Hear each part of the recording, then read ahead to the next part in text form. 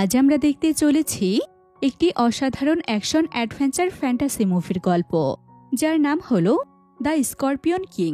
এই গল্পে আমরা দেখতে পাব মেমনর নামের এক নিষ্ঠুর রাজার কাহিনী এবং এক জাদুকরী মেয়ের গল্প, যে কিনা ভবিষ্যৎ দেখতে পারে। তারা দুজন মিলে একে একে অন্য রাজ্য দখল করতে থাকে। সেই সময় তাদের বিরুদ্ধে দাঁড়ায় ৩ রাজ্যের রাজা এবং তারা জাদুকরী মেয়েটিকে মেরে ফেলার জন্য ভাড়া করে মাথায়াস নামের এক যোদ্ধাকে। এরপর থেকে শুরু হয় মাথায়াসের অ্যাকশন অ্যাডভেঞ্চার যাত্রা, যেখানে তাকে যুদ্ধ করতে হয় এবং সম্মুখীন হতে হয় বিশ্বাসঘাতকতার, হারাতে হয় নিজের আপনজনদের। তবুও সে থেমে থাকে না, লড়াই চালিয়ে যায় তার শেষ নিঃশ্বাস পর্যন্ত। এখন প্রশ্ন হচ্ছে, মাথায়াস কি পারবে সেই নিষ্ঠুর রাজার হাত থেকে অন্য রাজ্যগুলোকে রক্ষা করতে, নাকি জিতে যাবে শয়তানের জাদুকরী শক্তি? জানতে হলে দেখতে থাকুন ভিডিওটির শেষ মুহূর্ত পর্যন্ত। আশা করছি জাদু আর লড়াইয়ে ঘেরা এই মনোমুগ্ধকর অ্যাডভেঞ্চার মুভির গল্পটি আপনাদের অনেক ভালো লাগবে। তো আর কথা না বাড়িয়ে চলুন গল্পটি শুরু করা যাক। তো মুভির শুরুতে আমরা কিছু সৈন্যকে দেখতে পাই। তারা আসলে সেই রাজ্যের রাজার সৈন্য। এখন পর্যন্ত তারা বিভিন্ন রাজ্যের মানুষের সঙ্গে যুদ্ধ করে এসেছে এবং অনেককেই মেরে ফেলেছে, কিন্তু তারা কখনো আকাডিয়ান নামের এক গুপ্তচর দলের কাউকে মারতে পারেনি। আকাডিয়ান দল মূলত অর্থের বিনিময়ে যে কোনো কাজ করে।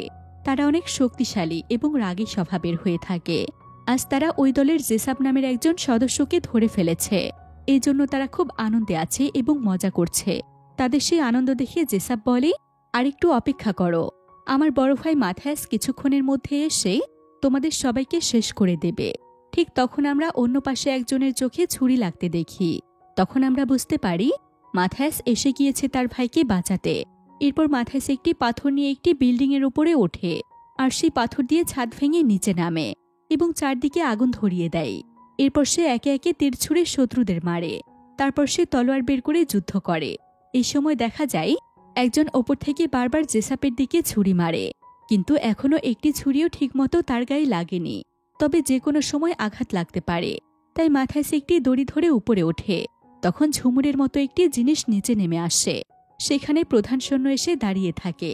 অন্যদিকে মাথায়াস ওপরে গিয়ে সেই লোকটিকে মেরে ফেলে এবং দড়িটি তার গলায় পরিয়ে তাকে নিচে ফেলে দেয়।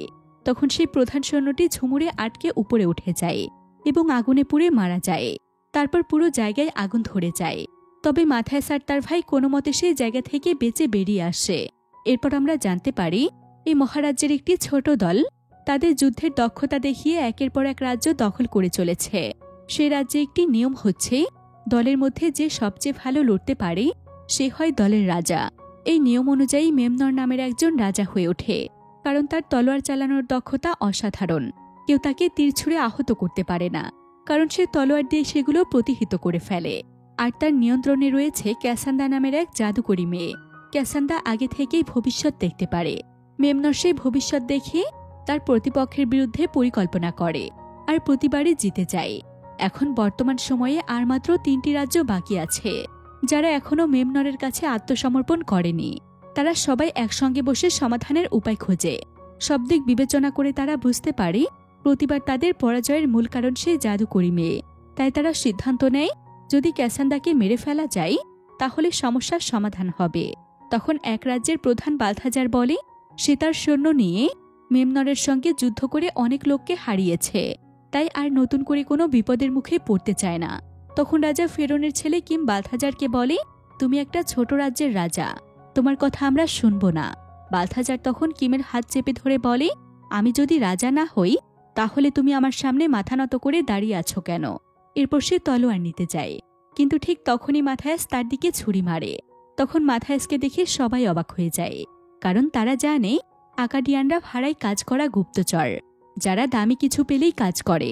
তখন রাজা ফেরন বলে, আমি তাদের ডেকেছি, কারণ ওরাই একমাত্র পারবে সেই জাদুকরী মেয়েকে মারতে। তখন কিম বলে, কিন্তু বাবা, তারা এই কাজের বিনিময়ে কি চেয়েছে?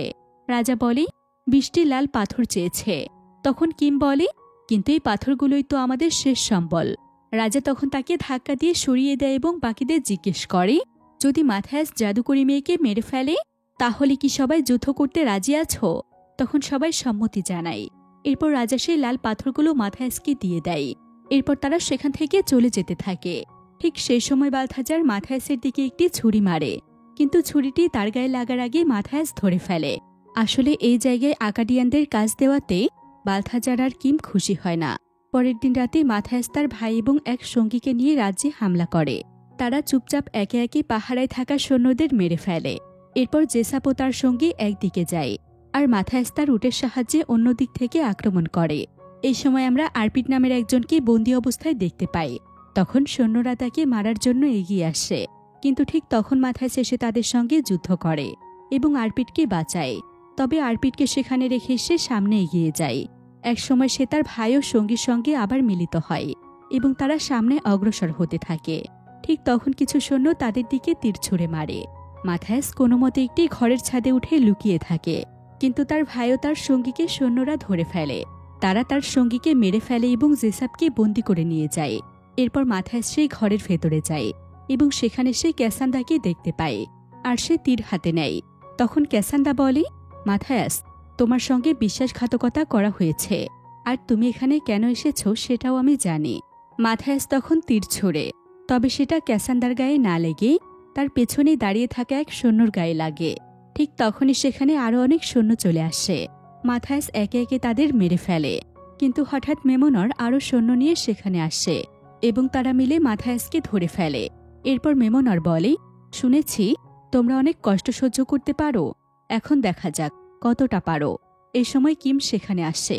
তাকে দেখে মাথায়াস বলে, তুমি রাজার সঙ্গে বিশ্বাসঘাতকতা করেছ। তখন কিম বলে, বাবা আমার কথা শোনেনি, তাই আমি তার মাথা কেটে এনেছি এবং মেমনরের সঙ্গে বন্ধুত্ব করেছি। এ কথা শুনে মাথায়াস অবাক হয়ে যায়। তখন সে বুঝতে পারে কেন ক্যাসান্দা আগেই বলেছিল তার সঙ্গে বিশ্বাসঘাতকতা করা হয়েছে। এরপর সৈন্যরা জেসাপকে ধরে নিয়ে আসে। মাথায়াস তার ভাইকে দেখে ভেঙে পড়ে। তখন মেমনর মাথায়াসের ছুরি নিয়ে জেসাপকে মাথায়াসের সামনেই মেরে ফেলে। মাথায়াস অসহায়ের মতো দাঁড়িয়ে থাকে, সে কিছুই করতে পারে না। এরপর মেমনর মাথায়াসকে মারতে এগিয়ে যায়, কিন্তু ক্যাসান্দা বলে, তাকে মেরো না, আজ তার উপর খোদার রহমত আছে। যদি তুমি নিজের হাতে তাকে মারো তাহলে তোমার উপর বিপদ নেমে আসবে। তখন মেমনর বলে, তাহলে তার এমন ব্যবস্থা করব যাতে মাথায়াস মারা যায়, কিন্তু সেটা যেন আমার হাতে না হয়। এরপর আমরা দেখতে পাই একটি জায়গায় মাথায়াস ও আরপিটকে গলা পর্যন্ত মাটির নিচে পুঁতে রাখা হয়েছে। সৈন্যরা আশেপাশে পিঁপড়ার বাসায় আগুন ধরিয়ে দেয়। এই পিঁপড়াগুলো খুব বিষাক্ত। মেমনরের পরিকল্পনা হলো এই পিঁপড়ার কামড়ে তাদেরকে মেরে ফেলা। এই অবস্থায় আরপিট বুদ্ধি করে মাটি থেকে বের হয়ে আসে এবং আশেপাশের সৈন্যদের একে একে মেরে ফেলে। তখন মাথায়াস বলে, আমাকে বাঁচাও, পিঁপড়াগুলো আমার দিকে এগিয়ে আসছে। তখন আরপিট বলে, গতকাল রাতে তুমি আমাকে ফেলে চলে গিয়েছিলে, আর আজ তুমি বন্দী হয়েছ। আগে কথা দাও ভবিষ্যতে আমাকে আর ফেলে যাবে না, আর যা ইনকাম করবে তার অর্ধেক আমাকে দেবে। মাথায়াস সঙ্গে সঙ্গে রাজি হয়ে যায়। এরপর আরপিট তাকে উদ্ধার করে। অন্যদিকে মেমনর ক্যাসান্দাকে জিজ্ঞেস করে, পরবর্তী যুদ্ধে আমাদের কি হবে? তখন ক্যাসান্দা তার জাদুকরী শক্তি দিয়ে ভবিষ্যৎ দেখে এবং বলে, এই যুদ্ধে আমাদের জয় হবে। এই কথা শুনে মেমনর তার সৈন্যদের সেই রাজ্যে আক্রমণের নির্দেশ দেয়। তখন দেখা যায় ক্যাসান্দা মন খারাপ করে আছে, কারণ এসব যুদ্ধ তার ভালো লাগে না। এরপর সে মেমনরকে অনুরোধ করে যেন সে এই যুদ্ধ বন্ধ করে দেয়। তখন মেমনর ক্যাসান্দাকে বলে, একবার আমি সব রাজ্যের রাজা হয়ে গেলেই আমি যুদ্ধ বন্ধ করে দিব। এরপর তোমাকে বিয়ে করব, তুমি হবে আমার রানী, আমরা একসঙ্গে অনেক সুন্দর জীবন কাটাবো।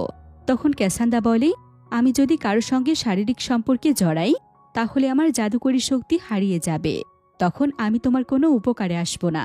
তখন মেমনর বলে, যখন সব রাজ্য আমার হয়ে যাবে তখন আর তোমার শক্তির দরকার থাকবে না। অন্যদিকে মাথায়াস আবার রাজ্যে ফেরার প্রস্তুতি নিচ্ছে। তবে আরপিট আর তার সঙ্গে যেতে চায় না, কারণ রাজ্যে ঘোষণা করা হয়েছে যে তাকে ধরিয়ে দিতে পারবে তাকে পুরস্কার দেওয়া হবে, কারণ আরপিট রাজ্যের অনেক মূল্যবান জিনিস চুরি করেছিল। মাথায়াস তখন বাধ্য হয়ে আরপিটকে আঘাত করে অজ্ঞান করে ফেলে এবং তাকে সঙ্গে নিয়ে রওনা হয়, যেন লোকজন ভাবে সে পুরস্কার পাওয়ার জন্য চোরকে ধরে নিয়ে যাচ্ছে। সৈন্যরা তাদের দেখে সন্দেহ করে না এবং তাদের রাজ্যে ঢুকতে দেয়। কিছুক্ষণ পর আরপিটের জ্ঞান ফিরে এলেই মাথায়াস তাকে নিরাপদ এক জায়গায় রেখে সামনে এগিয়ে যায়। পথে সে কয়েকজন ছোট বাচ্চার সঙ্গে দেখা করে এবং তাদের কাছে জানতে চাই মেমনরের ঘরে কিভাবে যাওয়া যায়। তখন এক ছেলে বলে, সেখানে গেলে কেউ ফিরে আসে না, ওই পথে যাওয়া মানেই মৃত্যু। এ সময় হঠাৎ এক ছেলে মাথায়াসের লাল পাথরের থলে নিয়ে পালিয়ে যায়, আর মাথায়াস তার পেছনে দৌড়ায় এবং কিছু দূর গিয়ে তাকে ধরে ফেলে। পরে থলেটি ফেরত পাওয়ার পর মাথায়াস তাকে অনুরোধ করে বলে, আমি এক টুকরো লাল পাথর তোমাকে দিব, কিন্তু এর বিনিময়ে আমাকে মেমনরের ঘরে পৌঁছানোর গোপন পথ দেখিয়ে দিতে হবে। ছেলেটি রাজি হয়ে তাকে গোপন পথে নিয়ে যেতে শুরু করে। এরপর পথে কিছু সৈন্যকে দেখে তারা পাশের একটি রুমে আশ্রয় নেয়। সেখানে তারা রামসান নামের এক বৃদ্ধকে দেখতে পায়, যিনি রাজ্যের জন্য বোমা বানায়, যদিও তিনি মেমনরকে একদমই পছন্দ করে না। মাথায়াসকে দেখে রামসান ভয় পেয়ে যায়। তখন মাথায়াস বলে, ভয়ের কিছু নেই, আমি তোমাকে মারতে আসিনি। তখন আমরা দেখি রামসান এমন একটি শক্তিশালী বোমা বানাচ্ছে যা মাত্র 1 মিনিটেই পুরো একটি এলাকা ধ্বংস করে দিতে পারে। তখন মাথায়াস জানতে চায় মেমনর এখন কোথায় আছে। রামসান বলে, সে এখন তলোয়ার যুদ্ধ করছে, প্রতিদিনের মতো আজও তার অনুশীলন চলছে। অন্যদিকে আমরা দেখতে পাই মেমনর একাই 2 জন দক্ষ যোদ্ধার সঙ্গে লড়ছে এবং অল্প সময়ের মধ্যেই তাদের হারিয়ে দেয়। এই সময় মাথায়াস একটি উঁচু জায়গায় উঠে তীর হাতে প্রস্তুত হয়, আর সেই ছোট্ট ছেলেটিকে একটি লাল পাথরের টুকরো দিয়ে দেয়। এরপর মাথায়াস মেমনরের দিকে তীর তাক করে। ঠিক সেই মুহূর্তে অন্য একজন মেমনরের দিকে তীর ছুঁড়ে মারে, কিন্তু মেমনর 2 হাত দিয়ে তীরটি ধরে ফেলে, যেন এটা তার কাছে খেলনা মাত্র। এদিকে কিছু সৈন্য সেই ছোট্ট ছেলেটিকে ধরে আনে, যার হাত থেকে একটি লাল পাথরের টুকরো পাওয়া গিয়েছে। মেমনর রাগে তার সৈন্যদের আদেশ দেয়, ছেলেটার হাত কেটে ফেলো। এই দৃশ্য দেখে মাথায়াস ঠিক করে সে এখন মেমনরকে না মেরে ছেলেটাকে আগে বাঁচাবে। সে তৎক্ষণাৎ তীর ছুঁড়ে মারে সৈন্যদের দিকে, তারপর আরেকটি তীর মেমনরের দিকে ছোড়ে, কিন্তু মেমনর সহজে সেটা প্রতিহত করে ফেলে। তখন সৈন্যরা মাথায়াসকে ধরার জন্য পাল্টা তীর ছুঁড়তে শুরু করে। মাথায়াস দৌড়ে পালিয়ে আবার রামসানের ঘরে ফিরে যায়। সেখানে সে একটি যন্ত্র ব্যবহার করে সরাসরি মেয়েদের মহলে প্রবেশ করে। মেয়েরা মাথায়াসকে দেখে মজা করে আর তার কাছে থাকা অস্ত্রটিও নিয়ে নেয়। ঠিক তখন একজন মেয়ে একটা ঘণ্টা বাজায়, আর ঘণ্টার শব্দ শুনে সৈন্যরা ছুটে আসে। মাথায়াস তার অস্ত্রগুলো খুঁজে পায় না, তাই খালি হাতেই লড়াই শুরু করে। কিছুক্ষণের মধ্যে সে একজন সৈন্যর তলোয়ার কেড়ে নেয় এবং সেটা দিয়ে যুদ্ধ করতে থাকে। একটু পরে আরও সৈন্য এসে তীর ছুটতে থাকে, কিন্তু মাথায়াস দ্রুত সেই ঘণ্টার পেছনে আশ্রয় নেয়, যাতে তার গায়ে তীর না লাগে। এরপর সে সেই ঘণ্টাটি নিয়ে পালাতে শুরু করে। তখন হঠাৎ ঘণ্টাটি উপর দিক থেকে নিচে পড়ে যায়। মাথায়াস কোনোভাবে দেয়াল ধরে ঝুলে পড়ে। নিচের দিকে সে তাকিয়ে দেখে ওখানে পড়লে বাঁচার সম্ভাবনা নেই। ঠিক তখনই সৈন্যরা তার কাছাকাছি পৌঁছে যায়। কোনো উপায় না দেখে মাথায়াস নিচে লাফ দেয়, সঙ্গে আরও 2 সৈন্যও লাফ দেয়, কিন্তু মাথায়াস একটি জানালা দিয়ে ঘরে পড়ে যায়, আর বাকি 2 জন ছাদে পড়ে মারা যায়। মাথায়াস যে ঘরে পড়ে সেই ঘরে তখন ক্যাসান্দ্রা গোসল করছিল। হঠাৎ ক্যাসান্দ্রা মাথায়াসকে দেখে অবাক হয়ে যায়। ঠিক তখনই সৈন্যরা সেই রুমের দিকে এগিয়ে আসে। তখন মাথায়াস সঙ্গে সঙ্গে ক্যাসান্দ্রাকে নিয়ে পানিতে ডুব দেয়, কিন্তু পানির টপটি ভেঙে পড়ে আর তারা নিচে পানিতে পড়ে যায়। এরপর তারা অন্য পাশ দিয়ে বের হয়ে আসে। এই সময় ক্যাসান্দ্রা বলে, তুমি আমাকে ছেড়ে দাও। তখন মাথায়াস বলে, আমাকে ভাড়া করা হয়েছিল তোমাকে মারার জন্য, কিন্তু এখন আমি তা করব না, তবে তোমাকে আমার সঙ্গে থাকতে হবে। এরপর তারা লুকিয়ে রাজ্য ছেড়ে বের হয়ে যায়। অন্যদিকে সৈন্যরা ভাবে মাথায়াস হয়তো রামসানের ঘরে লুকিয়ে আছে, তাই তারা সেখানে যেতে থাকে। এটা দেখে রামসান ভয় পেয়ে যায় এবং সেখান থেকে পালিয়ে যায়। অন্যদিকে আরপেট সৈন্যদের দৌড়াদৌড়ি দেখে ভাবে হয়তো মাথায়াস আর বেঁচে নেই, তাই সে মাথায়াসের উট নিয়ে সেই জায়গা থেকে বের হয়ে যায়। কিন্তু পথে আবার তাদের সঙ্গে দেখা হয়ে যায় মাথায়াসও জাদুকরী ক্যাসান্দ্রার সঙ্গে। এরপর তারা মৃত্যুর ঘাঁটি নামের একটি জায়গার দিকে রওনা দেয়। এদিকে মেমনর তার সৈন্যদের আদেশ দেয় মাথায়াসও ক্যাসান্দ্রাকে খুঁজে বের করে নিয়ে আসতে। তখন কিম বলে, সৈন্যদের মধ্যে সবাই বলাবলি করছে ক্যাসান্দ্রা এখন রাজ্যে নেই। তখন মেমনর বলে, সবাইকে বলো ক্যাসান্দ্রা এখানে আছে, সে অসুস্থ, তাই বাইরে বের হচ্ছে না। এরপর মেমনর একটি তীরে বিচ্ছুর বিষ লাগিয়ে তার প্রধান সৈন্যকে দেয় এবং বলে, এই তীরটি আমার পক্ষ থেকে মাথায়াসকে উপহার দেবে। অন্যদিকে দেখা যায় মাথায়াস, ক্যাসান্দ্রা ও আরপিট রাতে আরাম করছে, কিন্তু হঠাৎ ক্যাসান্দ্রা পালানোর চেষ্টা করে। তবে মাথায়াস আগে এটা আজ করতে পেরেছিল, তাই সে ক্যাসান্দ্রার পায়ের সঙ্গে তার নিজের পা বেঁধে রেখেছিল, ফলে ক্যাসান্দ্রা পালাতে পারে না। তখন মাথায়াস বলে, মেমনর আমার থেকে খারাপ মানুষ, তুমি তার কাছে গেলে আরও বিপদে পড়বে। তখন ক্যাসান্দ্রা বলে, আমি মেমনরের কাছেও ফিরতে চাই না। ছোটবেলা থেকে সে শুধু আমাকে ব্যবহার করে এসেছে, আমি তার কাছ থেকে বাঁচতে চাই। তখন মাথায়াস জিজ্ঞেস করে, সেদিন তুমি আমাকে কেন বাঁচিয়েছিলে? তখন ক্যাসান্ডা বলে, আমি আগেই দেখে ফেলেছিলাম তুমি বেঁচে থাকলে আমাকে নিয়ে পালাবে, তাই তোমাকে বাঁচিয়েছিলাম। এরপর মাথায়স তার দড়ি খুলে দেয় এবং বলে, তুমি চাইলে এখন চলে যেতে পারো, কিন্তু মনে রেখো বাইরে আমার চেয়েও খারাপ মানুষ আছে। এই কথা শুনে ক্যাসান্ডা আর কোথাও যায় না। পরের দিন তারা মরুভূমি পাড়ি দিচ্ছিল। এমন সময় তারা মেমনরের কিছু সৈন্যকে দেখতে পায়। তখন ক্যাসান্ডা ও আরপিটকে একটি নিরাপদ জায়গায় রেখে মাথায়স তার চোখ বেঁধে সৈন্যদের সঙ্গে লড়াই করতে এগিয়ে যায়। অন্যদিক থেকে সৈন্যরা মাথায়সকে দেখে বলে, সে আমাদের দিকে আসছে, তার মাথায় নিশ্চয়ই সমস্যা আছে। এরপর তারাও তার দিকে ছুটে আসে মারার জন্য। ঠিক তখন মরুভূমিতে এক প্রচণ্ড তুফান আসে। মাথায়স সেই তুফানের সুযোগ নিয়ে একে একে সব সৈন্যদের মেরে ফেলতে থাকে। মেমনরের প্রধান সৈন্য কিছুই বুঝতে পারে না কি হচ্ছে। এরপর সে একটা গুহা দেখতে পায়। সবাই সেই গুহার ভেতরে ঢুকে পড়ে। সেই সময় মাথায়স দুজন সৈন্যকে বালির নিচে টেনে নিয়ে যায়। এরপর বাকিরা সাবধানে এগোতে থাকে। সেই সময় পেছন থেকে আবার দুজনকে নিয়ে যায়। এভাবে একে একে সবাইকে মেরে ফেলে। শুধু সৈন্যপ্রধান বেঁচে থাকে। সে তাড়াতাড়ি গুহা থেকে বেরিয়ে যায়। এরপর তুফানের মধ্যে তাদের মধ্যে যুদ্ধ শুরু হয়। এক পর্যায়ে সৈন্যপ্রধান সে বিষাক্ত তীর দিয়ে মাথায়সের পায়ে আঘাত করে। তখন মাথায়স তাকে মেরে ফেলে। তুফান থেমে গেলেই ক্যাসান্ডা ও আরপিট দ্রুত মাথায়সের কাছে আসে।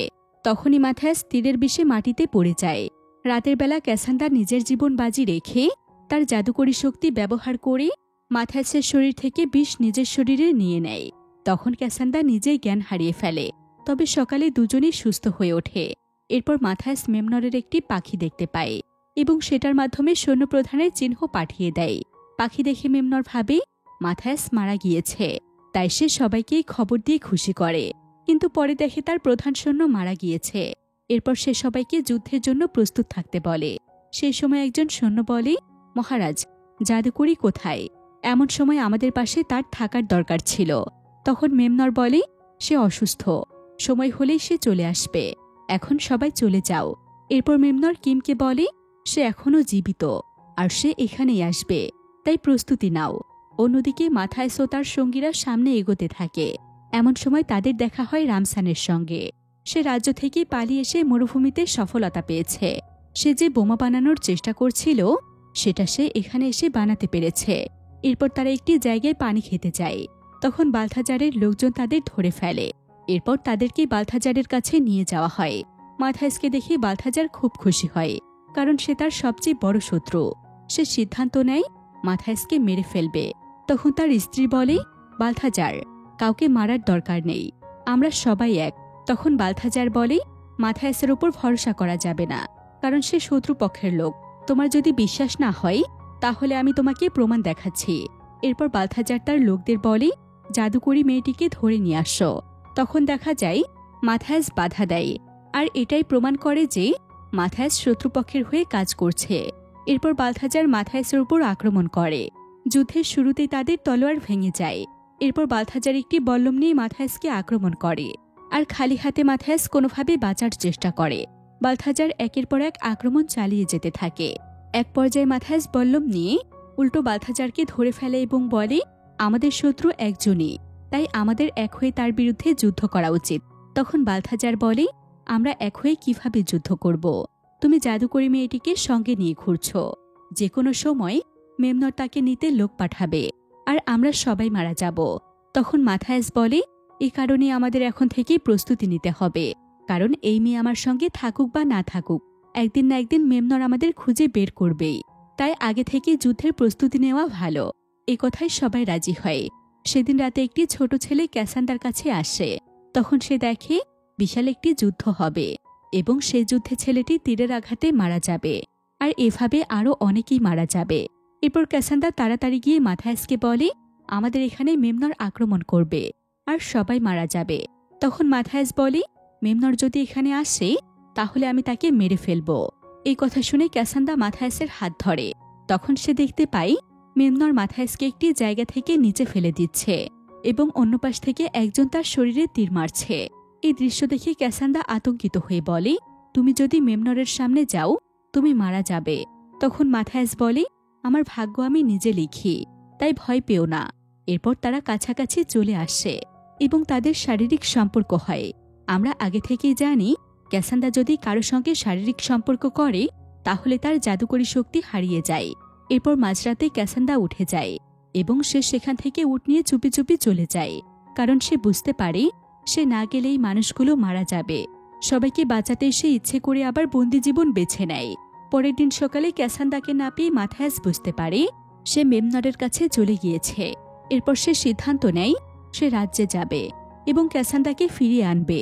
তবে কেউই তাকে একা যেতে দিতে চায় না। সবাই মিলে সিদ্ধান্ত নেয় তারা একসাথে মেমনরের রাজ্যে যাবে।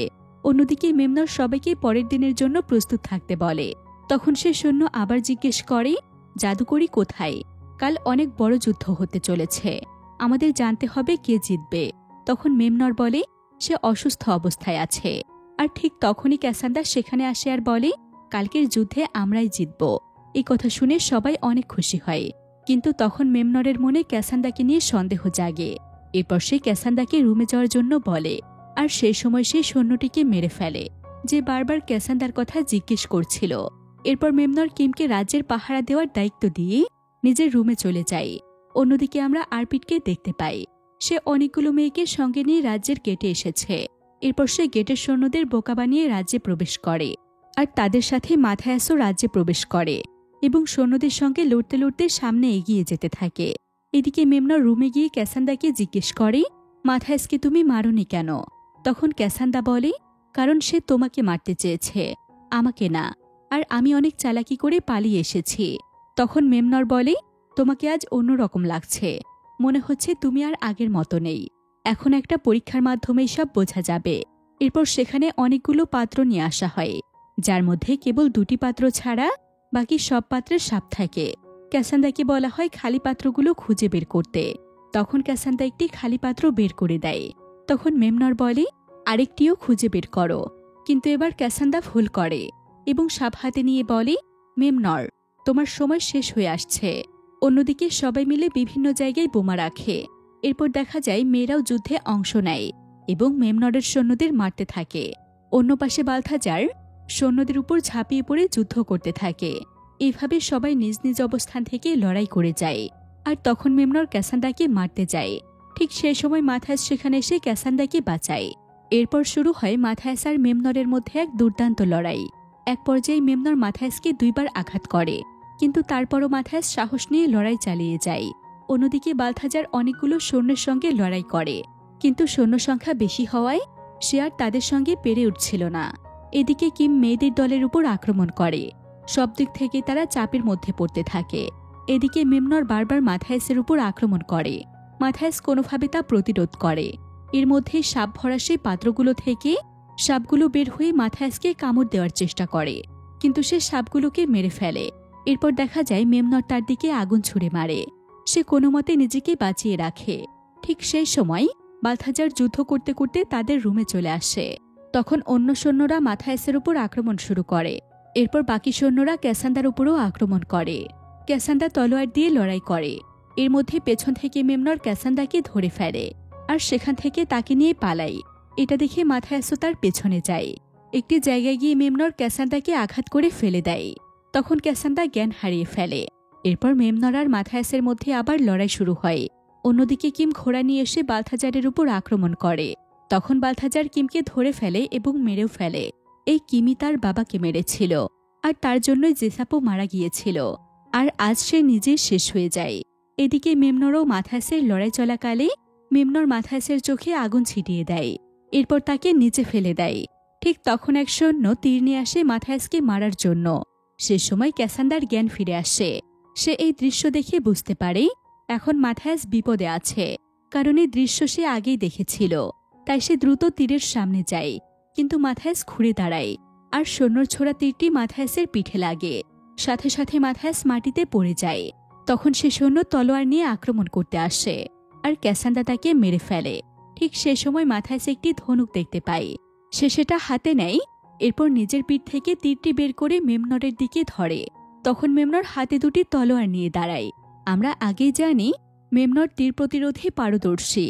এরপর মাথায়াস তীর ছুঁড়ে মারে, কিন্তু এবার মেমনর সেই তীরটি প্রতিরোধ করতে পারে না। তীরটি গিয়ে তার বুকে লাগে। অন্যদিকে আরপিট বোমায় আগুন লাগিয়ে দেয়। মুহূর্তের মধ্যে চারদিকে আগুন ছড়িয়ে পড়ে। তখন মেমনর সেই আগুনের মধ্যে পড়ে মারা যায়। অন্য সবাই আগুন থেকে কোনোভাবে বেঁচে যায়। এরপর সবাই মাথায়াসকে রাজা হিসেবে মেনে নেয়। পরের দিন সবাই আবার তাদের রাজ্যে ফিরে যেতে শুরু করে।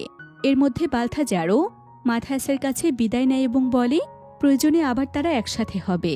শুরুতে তারা শত্রু হলেও এখন তারা অনেক ভালো বন্ধু হয়ে যায়। এরপর ক্যাসান্ড্রা মাথায়াসকে বলে এখন থেকে সামনের দিনগুলো অনেক ভালো কাটবে। তখন মাথায়াস বলে আমি শুনেছি তুমি কারো সাথে সম্পর্কে জড়িয়ে গেলে তোমার শক্তি শেষ হয়ে যাবে। তাহলে তুমি এখন কিভাবে বলছো আমাদের সময় ভালো কাটবে? ক্যাসান্ড্রা বলে সেটা মিথ্যা কথা ছিল, আমার শক্তি আমার কাছেই আছে। তখন মাথায়াস জিজ্ঞেস করে আমাদের ভালো সময় কতদিন থাকবে? তখন ক্যাসান্ড্রা বলে কারো জীবন সবসময় ভালো কাটে না, তাই সমস্যা আসবেই। তখন মাথায়াস বলে কিন্তু আমাদের জীবন আমরা নিজেরাই লিখব। এরপর মাথায়াস ক্যাসান্ড্রাকে কিস করে। আর এখানে এই মুভিটি শেষ হয়। প্রিয় দর্শক, এই মুভির আরও 3টি পার্ট রয়েছে। আপনাদের যদি আজকের এই গল্পটি ভালো লেগে থাকে তাহলে কমেন্ট করে অবশ্যই জানাবেন। আমি বাকি পার্টগুলো আপনাদের জন্য সুন্দরভাবে এক্সপ্লেন করে নিয়ে আসব। তাহলে দেখা হচ্ছে পরবর্তী ভিডিওতে আরও বেশি অ্যাকশন ও রহস্য নিয়ে। সেই পর্যন্ত ভালো থাকুন, সুস্থ থাকুন। আসসালামু আলাইকুম।